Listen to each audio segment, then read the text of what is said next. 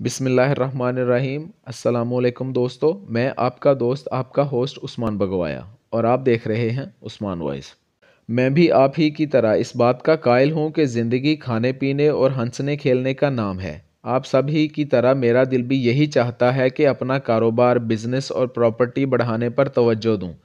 मैं जब अपने मुल्क पाकिस्तान में रहने वाले कुछ मजहबी बूढ़ों को देखता हूँ तो मुझे उन पर गुस्सा आने लगता है कि ये लोग क्या रंग में भंग डालने के लिए दुनिया में आए हैं। अपनी जवानियां तो खर मस्तियाँ करते हुए और ज़िंदगी से इंजॉय करते हुए गुजार चुके हैं, लेकिन दूसरों को क़यामत की निशानियां बता बता कर आवाज़ार करते रहते हैं। लेकिन इस पिक्चर में मौजूद कुछ लोगों को गौर से देखिए।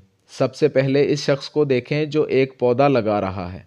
ये शख्स अपने मुल्क का इंतहाई मसरूफ़ और अहम शख्स है।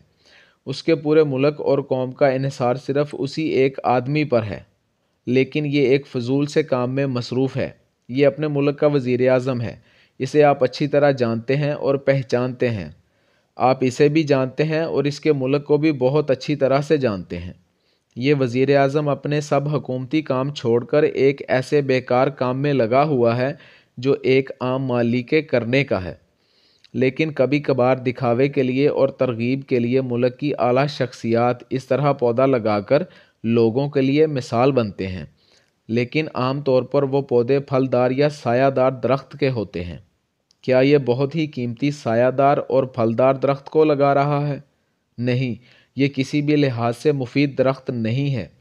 न इससे फल हासिल होता है, ना ही इसकी छाँव होती है, बल्कि ये एक झाड़ी नुमा दरख्त है जिसके पत्ते ना तो किसी जानवर के खाने के काम आते हैं और ना ही इनसे कोई तिब्बी फ़ायदा हासिल होता है।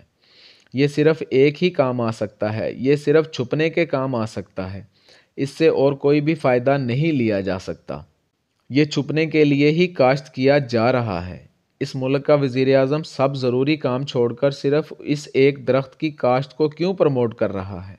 ये वैसे भी तो कह सकता था कि शजरकारी की जाए, या जैसे हमारा वज़ीर आज़म कहता है कि माहौलियाती आलूदगी को कम करने के लिए दरख्त लगाए जाएं।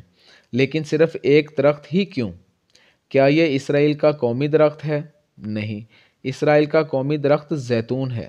ये गरकद है। 1400 साल पहले रहबरे इंसानियत सल्लल्लाहु अलैहि वसल्लम ने फरमाया था कि इसराइल के यहूदी एक ज़माने में गरकद के दरख्त के पीछे छुपकर जान बचाएंगे। ये वही दरख्त गरकद है। लेकिन इसकी काश्त अभी ही क्यों? ये गरकद तो हज़ारों साल से मौजूद है और यहूदी भी हज़ारों साल से मौजूद हैं, जबकि इसराइल को बने हुए भी 70 साल से ज़्यादा वक्त गुजर चुका है। फिर गरकद अभी ही क्यों? यहूदियों में आज अचानक ही क्यों पागलपन जाग उठा है और वो गरकद को हर तरीके से प्रमोट करते जा रहे हैं? ये ऐसी कौन सी जल्दबाजी है जिसके लिए ये अचानक ही तैयार होने लग गए हैं? पिछले दिनों एक यहूदी रब्बी का बयान ज़ेरे गर्दिश था, जो अब भी है, जो मसीहा के अगले साल में आने की पेशन गोई कर रहा है। बहुत से लोगों ने उसे मजहबी इंतहा पसंदी समझा होगा, जैसा कि हमारे मजहबी रहनुमा हमें वक्त आखिर के आने का बताकर डराते रहते हैं।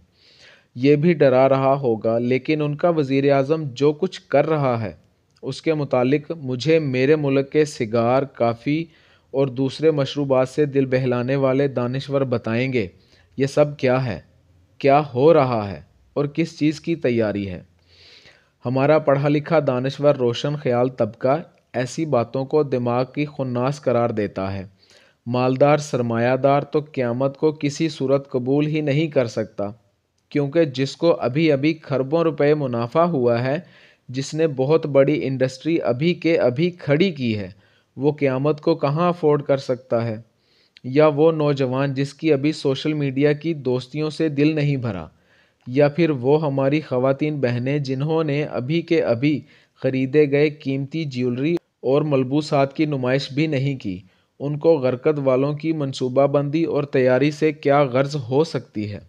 यहूदियों के हर पैदा होने वाले बच्चे को समझा दिया जाता है कि वो उस ज़माने में पैदा हुआ है जब उसका मसीहा आया ही चाहता है।